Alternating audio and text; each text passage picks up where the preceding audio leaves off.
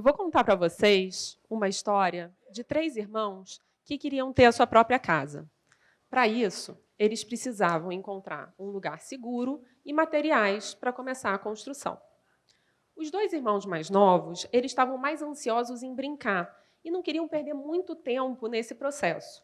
Por isso, eles usaram o material que encontraram com mais facilidade. Um deles usou a palha, o outro a madeira. O irmão mais velho, ele estava muito mais preocupado em construir uma casa segura contra todo tipo de adversidade. E aí, por isso, ele usou um pouco mais de tempo e acabou usando o tijolo, que é o material mais firme. E aí, o que aconteceu? Chegou o famoso lobo mau. O lobo, em questão de segundos, destruiu as 2 casas mais frágeis, deixando os 2 irmãos mais novos desabrigados.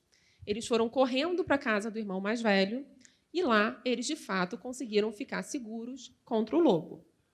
O lobo, sem sucesso, foi embora, nunca mais voltou e os 3 irmãos viveram felizes para sempre.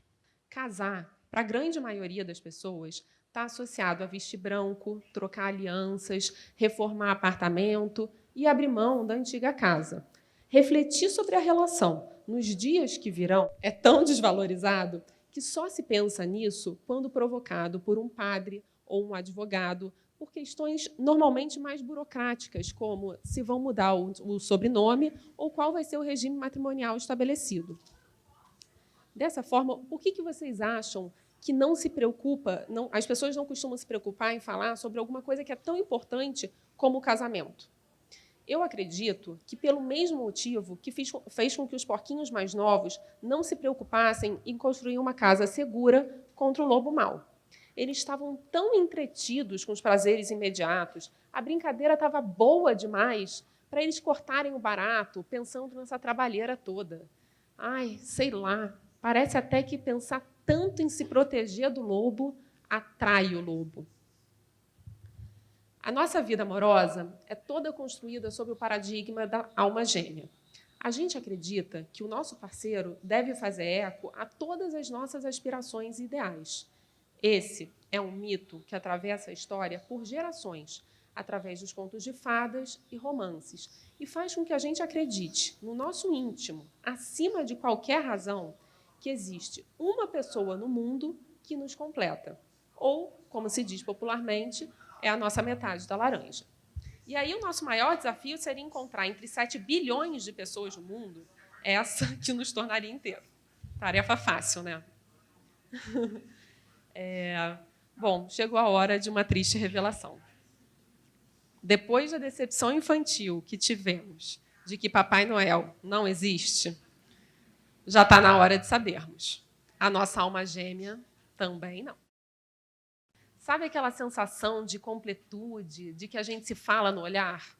Isso não acontece porque somos iguais, e sim porque há muita intimidade e muita cumplicidade depois de se conhecer e reconhecer a diferença do outro. O grande perigo dessa ideia da alma gêmea é que, quando a gente parte do princípio que o outro com quem casamos é a nossa metade e, portanto, pensa igual a gente acaba por não checar e começa a agir em cima de suposições. E a gente supõe, então, que, por exemplo, uma coisa que para mim é o máximo, a gente dá de presente para o outro sem nem supor que para o outro pode não ter tanto valor. E aí a gente casa supondo que a gente vai continuar a vida da mesma forma como sempre se deu em nossa família, numa completa negação de que o outro com quem casamos vem de outro lugar e, portanto, teve outra criação.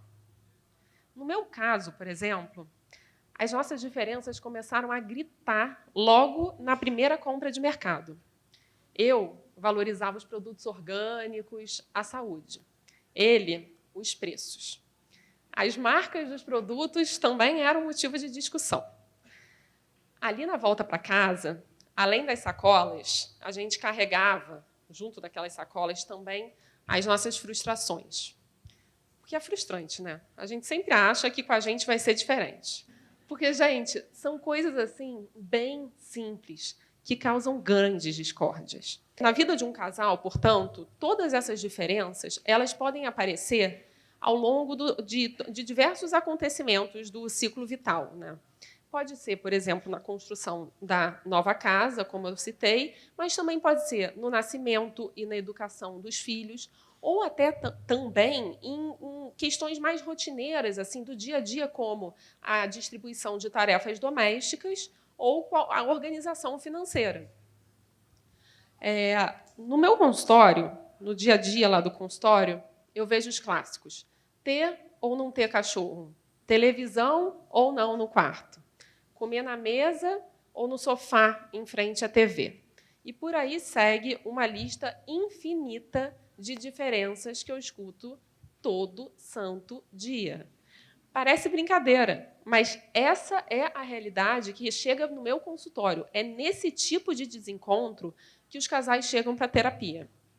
E vocês podem estar aqui pensando: mas são questões tão corriqueiras, assim, acontece com todo mundo. Será que isso seria mesmo motivo de preocupação?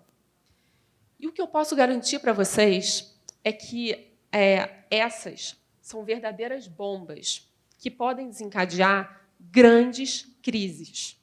Por quê? Por trás de todas essas pequenas rixas tem uma crença perigosa de que a nossa família, os nossos hábitos e valores são melhores e devem prevalecer.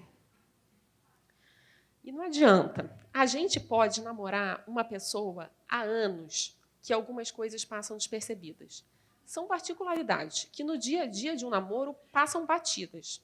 E aí, quando a gente casa, coisas simples que eram só um detalhe, passam a ser motivo de total estranheza. E aí, de repente, começa a aflorar aquele lado pequeno nosso, começa a vir começa uma guerra de força e começa a aflorar aquele lado pequeno que chega a nos envergonhar e a gente faz comentários do tipo: mas sua mãe é muito cafona, você não te ensinou que lençol branco é que é chique, hein? Existem, claro, choques maiores que outros, mas a verdade é que sempre há a necessidade de adaptação.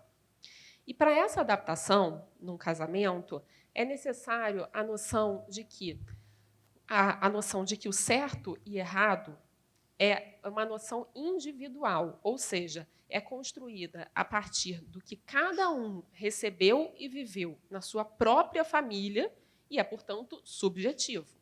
Então, a gente precisa reconhecer a subjetividade das próprias convicções para a gente conseguir respeitar o universo de quem é diferente da gente e nem por isso errado.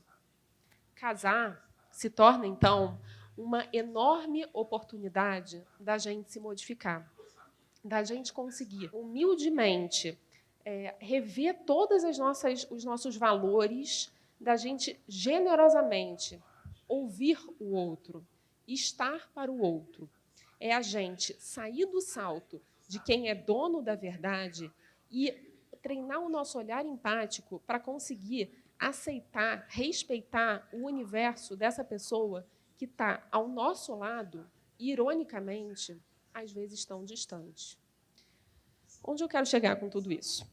Eu, junto com minhas sócias, resolvemos ir na contramão de tudo que a gente aprendeu na faculdade. E, ao invés de trabalhar na crise, que é a consequência, a gente resolveu voltar esse filme para trás e trabalhar no antes, ou, como a gente gosta de dizer, de véspera. A gente, junto aos casais, elabora o projeto daquele casamento, construindo tijolo por tijolo daquela relação. A gente negocia todos os acordos que vão reger aquela relação para o casal sair dali junto, de mãos dadas, parceiro naquela vida a dois. Dessa forma, o casamento é como lá na casa dos 3 porquinhos. O casamento precisa ter planejamento e construção. Precisa ter pilares sólidos, paredes seguras e portas firmes. Porque, desse jeito, não tem ventania, incêndio ou lobo mau que consiga destruir o que foi ali construído. E aí, desse jeito, eu pergunto a vocês: quem aqui tem medo do lobo mau? Obrigada.